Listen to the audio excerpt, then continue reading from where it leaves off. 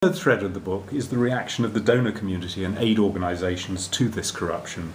Government corruption in Kenya has really been going on a fairly wide scale since independence. So over the years, what have governments and donors done to address this kind of corruption? Well, I mean, my own thesis, having thought about this quite a long time, is I believe that aid is intrinsically prone and vulnerable to corruption by its very nature. It's not an anomaly when you have corruption. It's systemic. Yes. It comes as part of it. Yes, and so donors, because especially when they're doing direct budgetary aid, which is what donors always want to do, but actually are not doing at the moment in Kenya, is you are supporting a government. So if you're basically providing the money, which often will end up paying for the health service or the education of children, which is what donors desperately, want to see improve. But in a way, the effect of aid is to free up the money that then gets leached off in things like Anglo-leasing.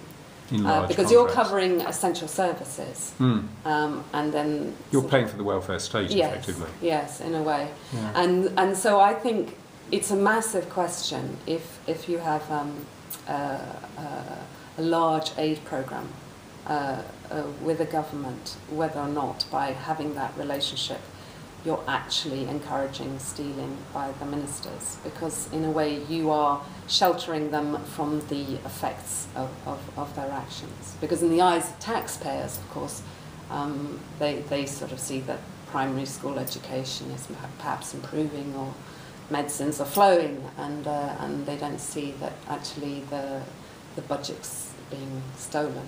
So I think there are... As indeed happened with the primary school education budget more recently in Kenya. Absolutely. So you have a long history in Kenya of donors engaging and disengaging in disgust. Yes. When the Kibaki regime came through and won the elections in 2002, there was a re-engagement after years of really frozen, frosty relations with Moi, where people just felt there's no point giving this regime aid because it's so corrupt and dysfunctional and inefficient.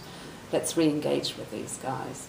And there was a real reluctance to do anything that would hold that up as Anglo-leasing began to be publicised and it became clear what was going on. And John Githongo was warning donors, and finally, even when he fled, no action was taken by the donors because they didn't want to stop what they had started. They just sort of relaunched their aid programs, and I think also too you had a recently elected government that they wanted, I guess, to feel that they were giving a fair wind to. And in many ways, it had done a lot of the right things. They approved of a lot of it, and there was a great sense of hope and new energy and vigour in Kenya. And you don't suddenly want to be saying, "Okay, we're cutting off aid now."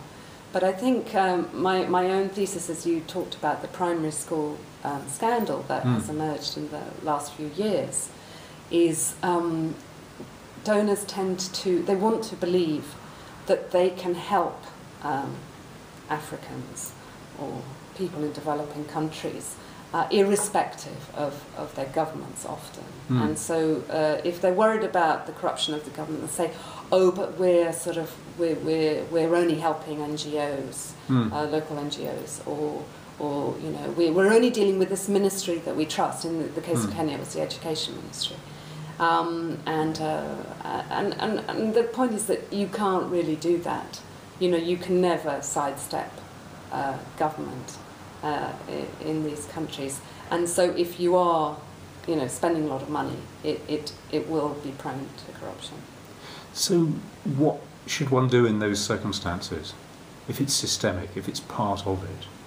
Well, I think firstly, I would never do direct budgetary aid, which is something that donors a conclusion that donors are reluctant to reach, because it's very bitty and inefficient to have individual projects, and also to disperse money through NGOs, and NGOs themselves are also prone to corruption quite often.